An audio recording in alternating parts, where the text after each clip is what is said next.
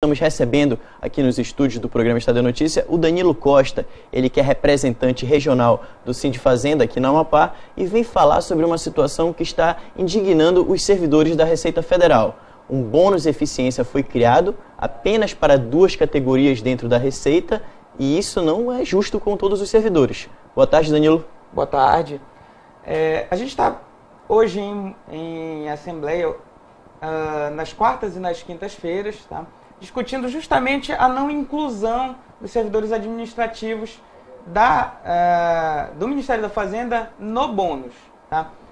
O bônus de eficiência ele é custeado com o dinheiro do Fundaf, que é um fundo que ele é financiado, ele é cheio através de leilões, através de multas de fiscalização e através da própria economia de gastos feita pelos órgãos. Tá? Foi montado um grupo de trabalho desde 2013 e a gente sempre tentando negociar, sempre tentando... Isso vale para o país inteiro? Isso, exato, para o país inteiro. É uma espécie de gratificação? Exato, exato. Agora, por que só aos auditores e analistas?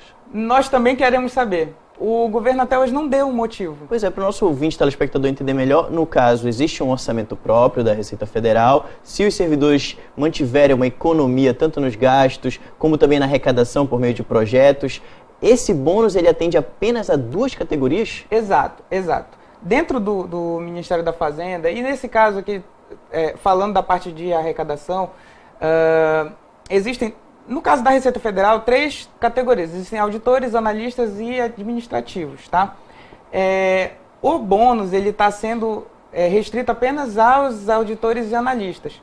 Se a gente for considerar em questão de quantidade de servidores, os servidores administrativos em vários estados, incluindo o Amapá, são maioria.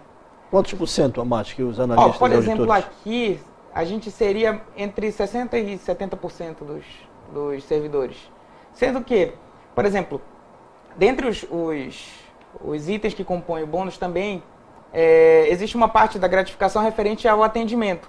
Para vocês terem uma ideia, hoje, 80% do atendimento direto ao contribuinte, aquelas pessoas que quando você vai na Receita você encontra naquelas mesas, são servidores administrativos. As pessoas que resolvem diretamente a maioria dos problemas são servidores administrativos, que estão lá na linha de frente, conversando com o contribuinte, tentando resolver. A não inclusão no bônus, trocando assim em miúdos, trazendo um pouco para a realidade da maioria, seria mais ou menos como você ter um setor lá, você tem os seus colegas e tem o seu chefe.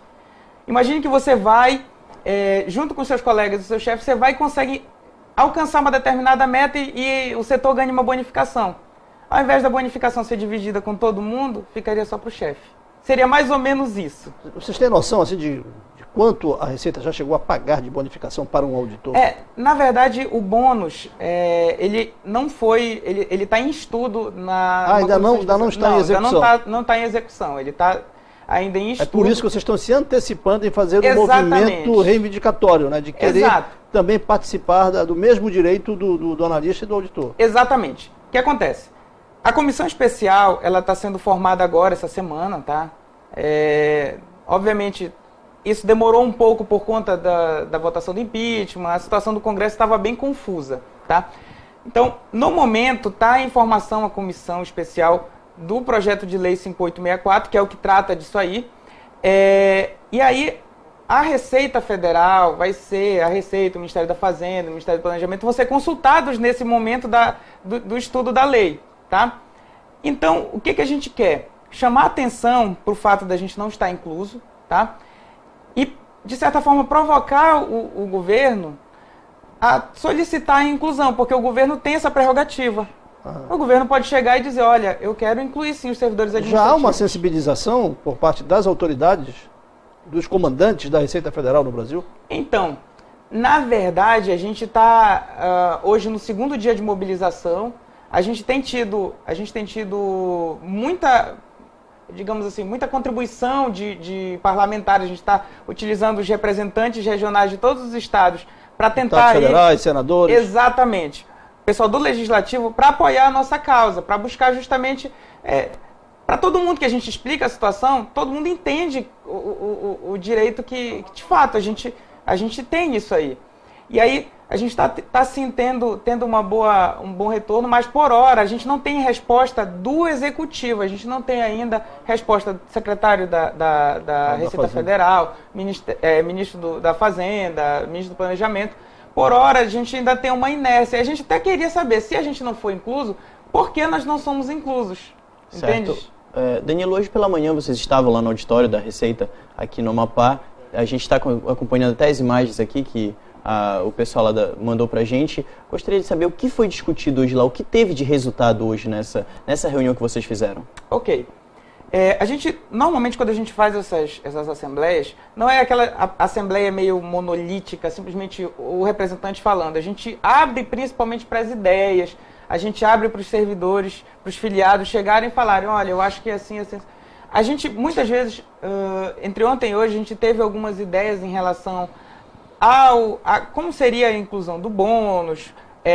A gente tentou contato, inclusive, perguntando para as pessoas, para os servidores, quem tem contato com algum parlamentar para tentar falar, tentar sensibilizar sobre a nossa causa. E, além disso, além do bônus, existe também a situação da reestruturação, que é um outro ponto crucial para a gente. Hoje, os servidores administrativos do Ministério da Fazenda são divididos em 127 cargos. É muita coisa, é difícil até de tu conseguir organizar isso e conseguir batalhar alguma coisa. Porque imagina, existem cargos que não tem nem como eles existirem mais. Por exemplo, tem muitos servidores lá na Receita e no Ministério da Fazenda que são datilógrafos. Sendo que não existem mais máquinas de datilografia. Olha o tempo. Exatamente, não existe mais no prédio a máquina de datilografia.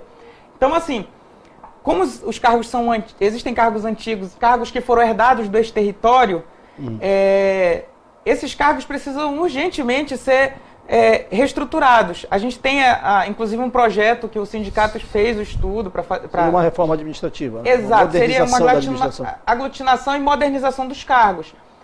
A gente, por exemplo, juntaria os cargos de nível médio como técnico fazendário, juntaria os cargos de nível superior como analistas fazendários.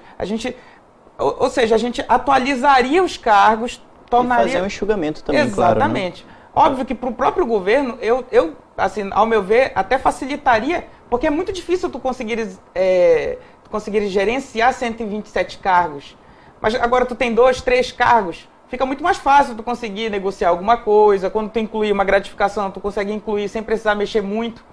Entendeu? Em relação aos outros estados, como é que está essa relação do Amapá com os outros estados para conseguir reverter a situação? Porque eu estava acompanhando o site de vocês, o Sindifaz, ele tem um site, né? Sim. E aí vocês atualizam com as matérias. E tem lá uma reportagem do Acre, que no caso os servidores lá do Acre já estão fazendo manifestos de paralisação. Como é que está aqui no Amapá? Tá. Aqui a gente tá optando pelas assembleias, tá? Para a gente discutir. A gente costuma evitar o embate, principalmente porque a gente está no início da mobilização. Então a gente não quer partir para o confronto, a gente quer conversar, a gente quer que o governo chegue com a gente e diga, olha, seguinte, vamos estudar como é que a gente vai fazer. Tá, não dá o bônus dessa forma, com as mesmas características, mas vamos criar uma coisa aqui, algo que seja semelhante, vamos reestruturar. A gente não consegue hoje chegar com o governo, sentar e ter uma posição. Hoje a gente não tem isso, entendeu? E aí, considerando que nós somos a maior parte, temos muitos servidores lá que estão há muito tempo, são servidores experientes, são servidores que hoje eles carregam a grande parte do conhecimento do Ministério da Fazenda está nesses servidores. E nada mais justo do que reconhecer eles. Eu sou um servidor mais novo. Eu sei de gente lá do Ministério que tem um conhecimento que muita gente, muitos auditores e analistas não vão ter por conta da vivência. E os auditores e os analistas aqui do Amapá, eles estão na causa junto com vocês? Aí é que tá. Eles têm a causa deles, específica. No caso dos auditores e analistas, eles têm as pautas específicas desse projeto de lei. Em alguns casos... assim, a gente não chega a criar um embate direto, né? A gente, na verdade, quer só ser incluso, que é o reconhecimento, né? Porque deixa parecer que está uma guerra aí entre os servidores de contrato administrativo com os auditores e os analistas. Não seria exatamente do contrato administrativo. Seria, por exemplo, o cargo meu é assistente técnico administrativo, tá? Então, são servidores que têm... São todos concursados, né? Todos concursados. Sim. Exato. Então, eu entrei pelo concurso de 2014, tá? Então, estou aí há um ano na Receita. E tal como o meu cargo existe na Receita, tem esse mesmo cargo no Ministério da Fazenda, lá que hoje é SAMP, né, que antigamente era SANF. Tem na Procuradoria da Fazenda Nacional, na PFN, que cuida já da parte judicial, dos débitos fiscais. Então, assim, é importante demais o reconhecimento, porque observa que tem servidores, eu falo assim, eu tenho muitas coisas que eu falo aqui, não por mim, mas pelos outros servidores que estão lá há muito mais tempo do que eu e que precisam desse reconhecimento. Sem o serviço desses servidores, dessa galera, principalmente a galera mais antiga, eu garanto, seria muito mais difícil hoje você resolver seus problemas fiscais, entendeu? Quem você vai ver quando você vai para o atendimento é um servidor administrativo, muito provavelmente. Certo. Para a gente finalizar, então, Danilo, existe uma agenda programada para novas assembleias, para novos movimentos? Sim. A gente definiu com, inclusive, edital nacional, essa mobilização ela é nacional, tá? O edital é publicado e até agora está sendo definido nas quartas e nas quintas-feiras, tá? A gente vai se reunir, vai definir, a gente está em contato sempre com outros estados e sempre que é deliberado alguma coisa em relação a isso, o que for deliberado aqui no Amapá conta como um voto para aquela ação e ela vai ser somada com todos os outros estados e aí a gente faz uma pauta nacional. E aí, a partir disso, juntou todos os votos, ok, então a gente vai agir dessa forma.